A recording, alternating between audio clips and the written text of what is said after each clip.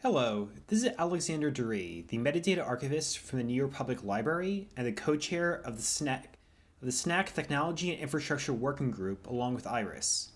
And I'm here with an introduction to the SNAC API. So what we'll be covering is, first off, what exactly are APIs and why should we be interested in them, an introduction to the SNAC API itself, a walkthrough of using the SNAC API for some common tasks, and then what's next now that we're familiar with the API. So first off, the question is, what exactly are APIs? At its core, API is an acronym for the Application Programming Interface. To break that down, we have the application. Generally, this means a web service such as SNAC, archive space, VIAF, essentially any kind of tool, service, application, etc. that's web hosted and web accessible. Programming, meaning that it's designed for programs and scripts to interact with.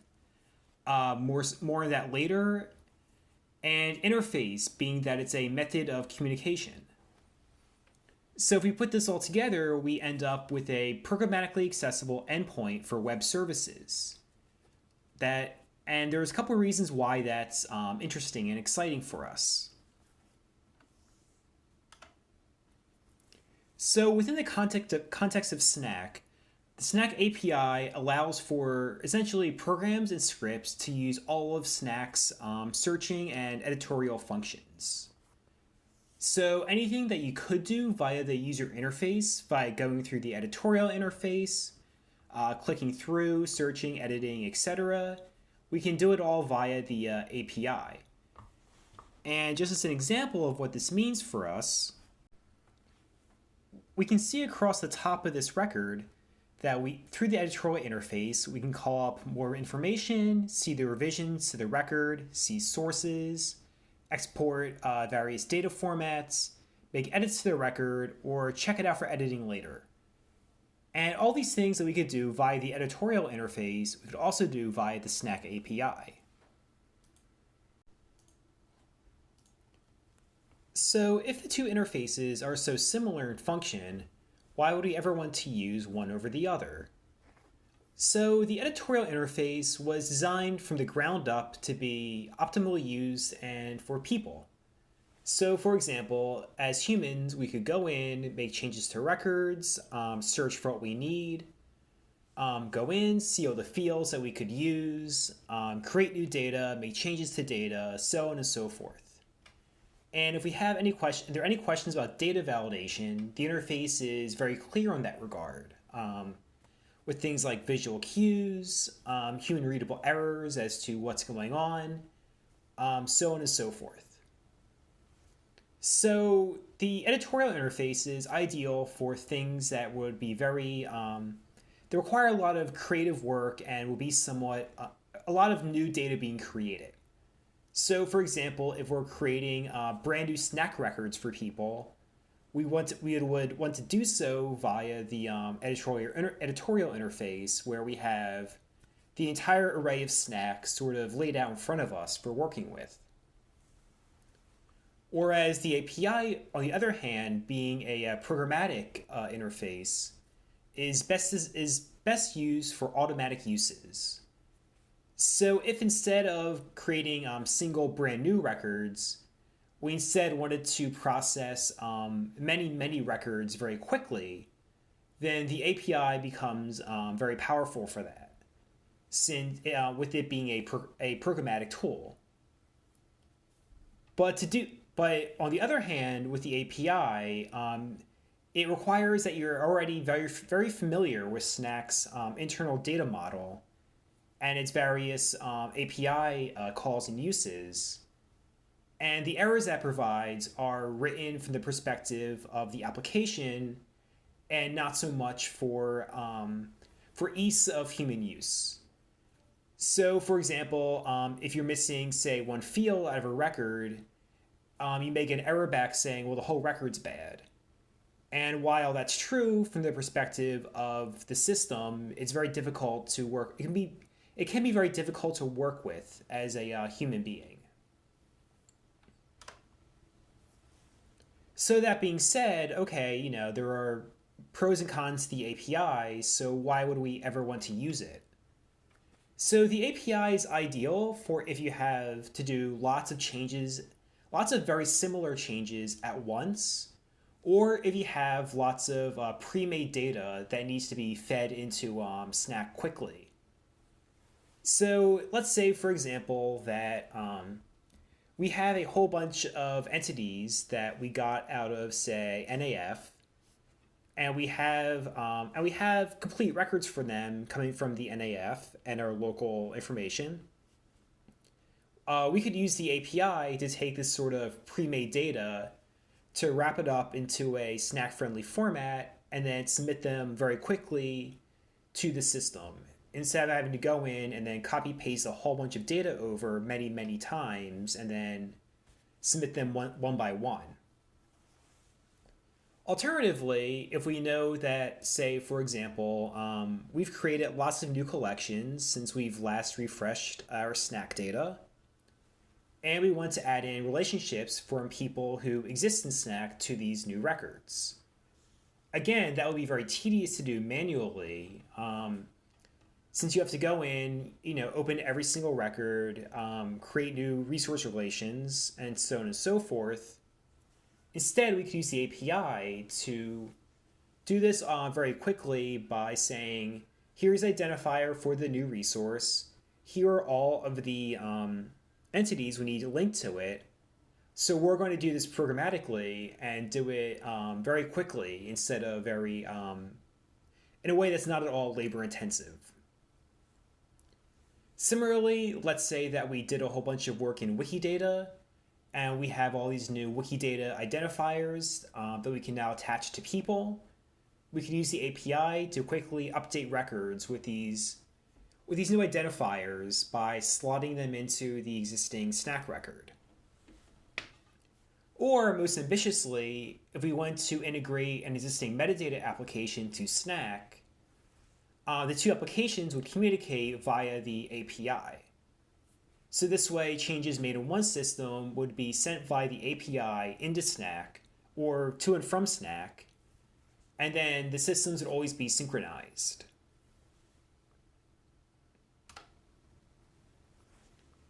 So how can one use the API for all these uses that we just walked through?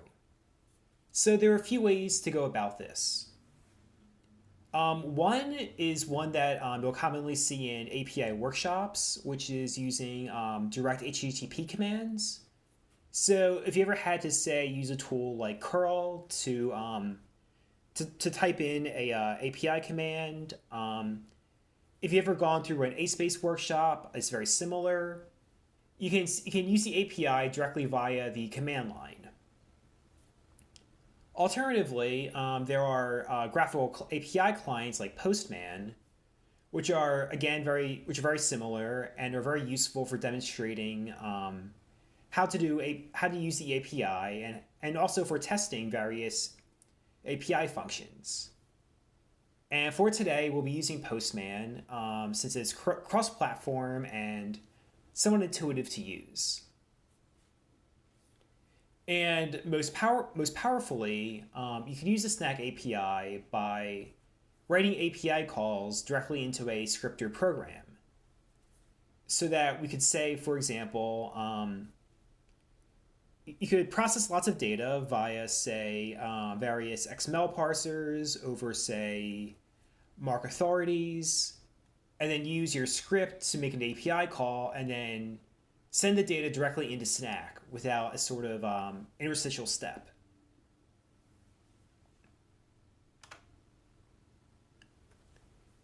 So before we get on to using SNAC, let's quickly go through how API requests are structured. So API requests are always going to be structured in the form of there being an HTTP method, an address that you need to send or receive data from, and the data they are sending to this address. So the method is essentially what kind of operation do you want to perform on this address? And these are typically verbs that are written all in capital letters and are standard to all HTTP applications. So, for example, you have get, which says that I want to get data from this address. There's put, which says I want to put data into this address for it to store and process. And there are things like delete, which is self-explanatory, where you say I want to delete this data. There are other ones, but these are the primary ones used by SNAC. Then there's the address, which is the URL that you want to send and receive data from. For SNAC, it's always going to be HTTPS SNAC, and for us, since we're using dev, it'll be snacdev.ith.virginia.edu/API. And that's not going to change throughout any of our API exercises. And then there's the data, which is the data that we want to send to the address. So for SNAC, since the address never changes, we send commands via changing what's in the data. You'll see in the example, this is the data we would use to read a certain constellation. Constellations being the entity records in SNAC. And you'll see that there's a command read, which says, take this constellation and read its data and give it back to me. So by changing the read and by changing the ID, we could change which constellation we want to work on and what operations we want to perform on it. And one quick note on the data format that we just saw. This data format is called JSON, stands for JavaScript Object Notation. It was originally designed for JavaScript, but it's no longer specific to that language. It's very, very common for using APIs. SNAC uses it, ArchiSpace uses it. If you've ever gone through any other API workshops, you've probably run into JSON before. So essentially, JSON is a way of structuring data in what are called key value pairs. You'll see, for example, that you have your keys, which in this case are things like name, employer, education, and then there are values, which can be essentially any sort of data. It could be a text string, such as Alex or NYPL. It could be an array of values, such as BA and MLIS. It could be a number, or it could even be more key value pairs. So if I want to say, okay, here are all the schools that I went to, I could create an array of further JSON objects and nest them like that. Which is a very flexible and powerful way of structuring data in ways that are easily usable by various programming languages.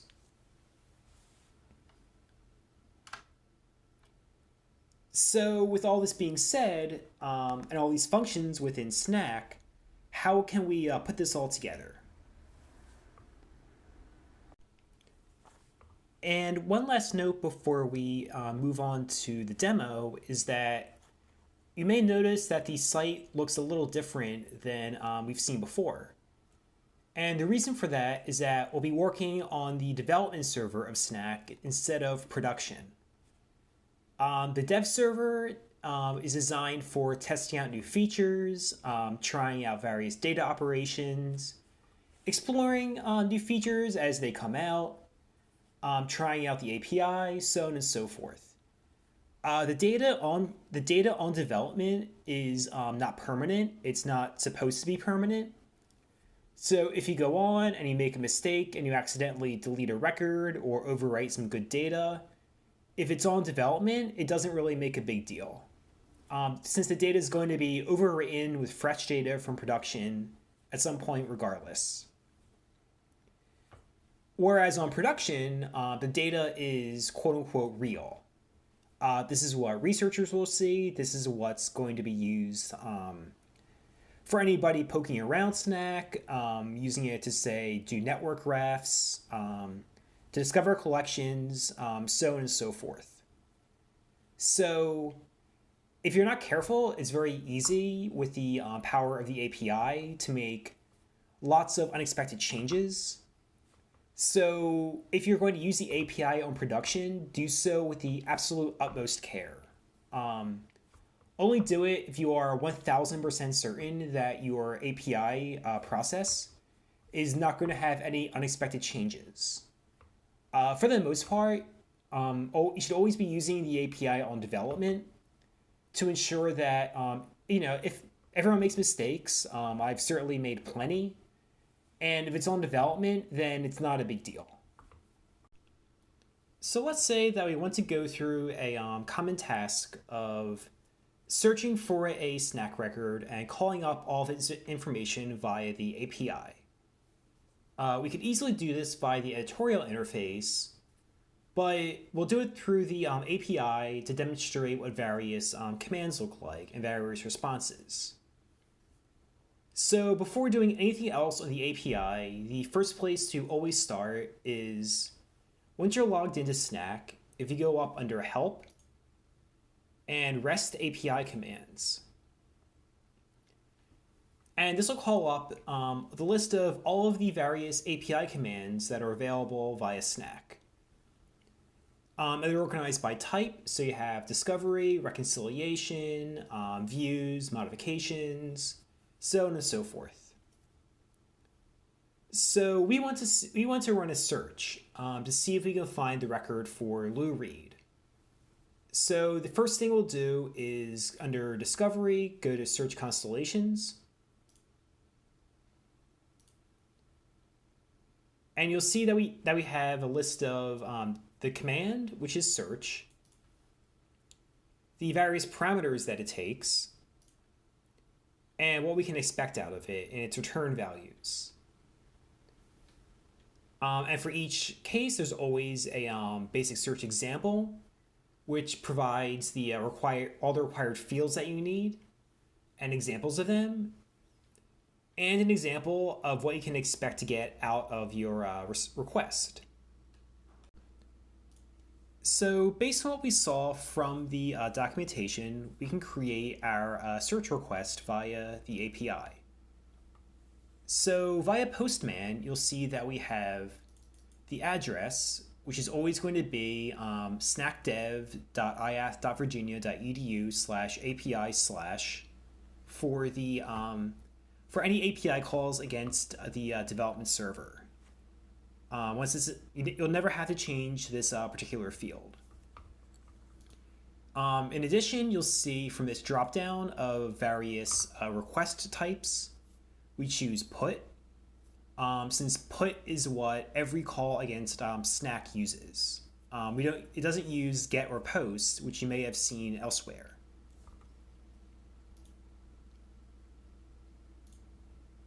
And then under the body tab, under raw request with a type of JSON, you'll see that we have our command, which is very similar to what we saw for George Washington under the documentation. You'll see that we have the two curly braces for the which enclose any JSON object. And then from here we have, in quotes, we have command, the colon separating the key and the value, and the command type is going to be search, which differentiates our search command via, say, an editorial command. And in JSON, everything that isn't the end of an object, essentially anything that isn't the very last thing in JSON, has a comma after it. Since JSON is to differentiate it from the next line within the key value set. So we have our command search, We have our term, which is the search query we want to send to SNAC, which would be read comma Lou using indirect order.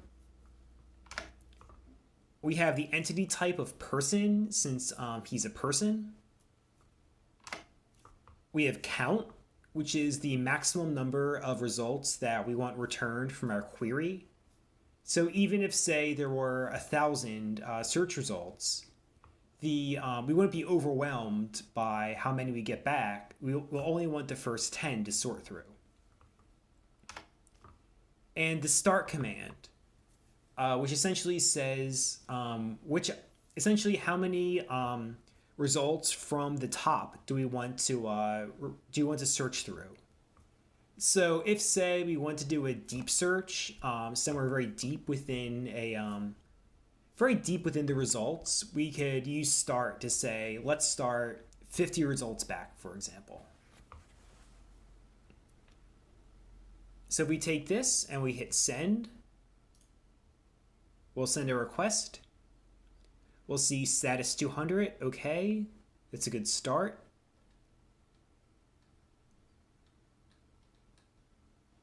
And you'll see that we have 5 total results.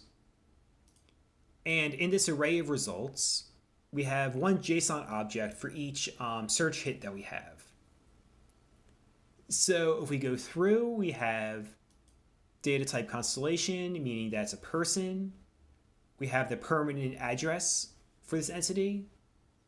We have type, which is person, which is good since that's what we requested. We have the name entries, which are the names for this person.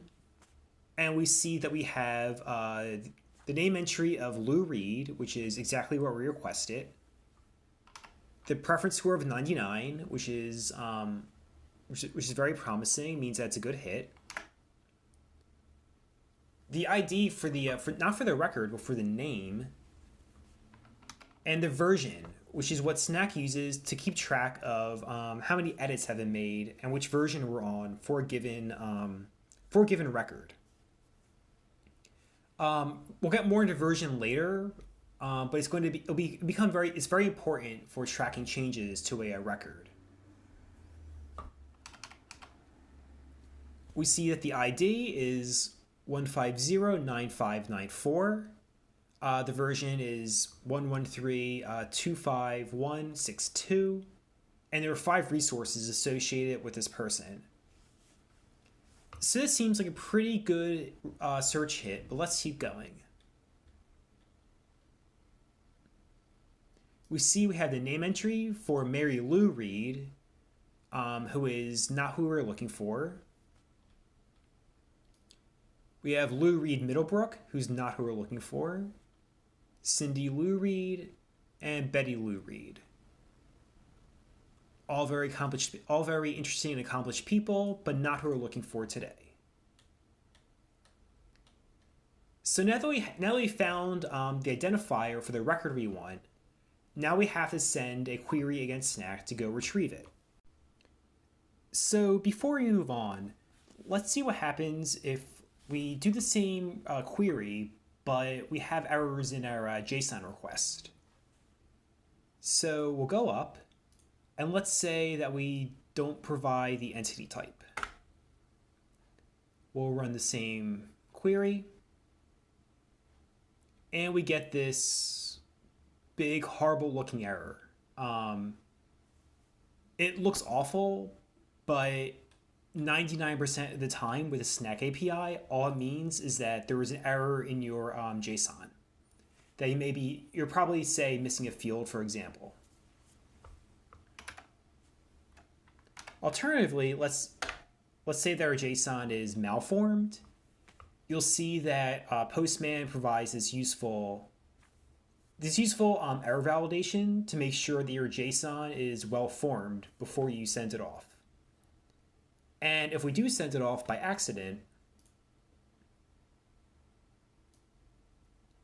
we'll just get an input error from SNAC.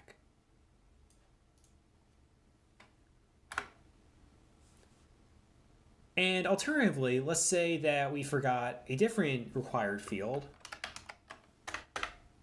say we didn't provide the start value,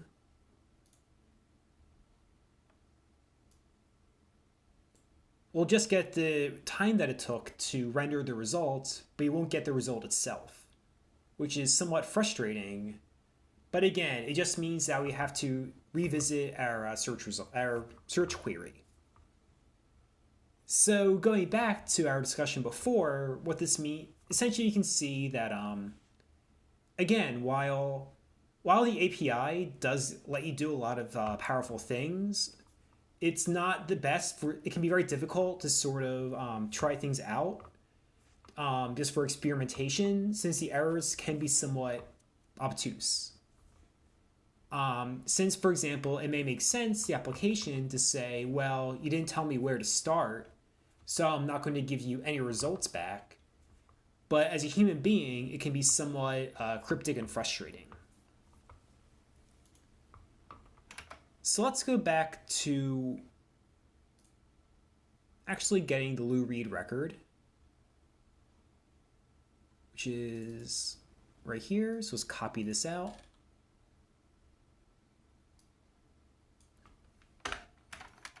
We'll do command read. And from the documentation, you can see that if we do read with a constellation ID with a number, this should call up the full constellation that we want to look at. We'll hit send.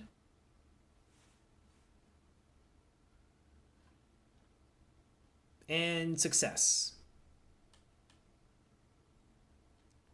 So as we go down, so essentially from SNAC's point of view, this is what the entity record for Lou Reed that we saw earlier in the editorial interface looks like.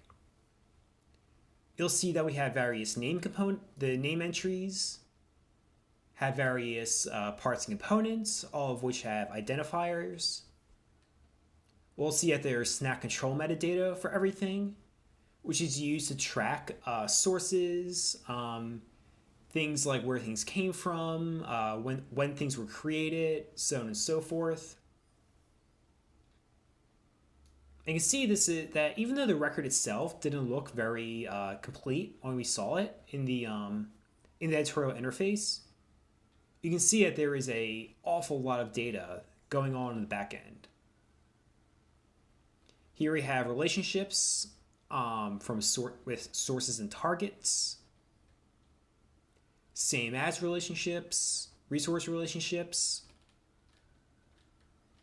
As you can see, this is a fairly comprehensive record. Lots of information from the resources. Wow. And way at the bottom, you can see the ID and version that we provided it.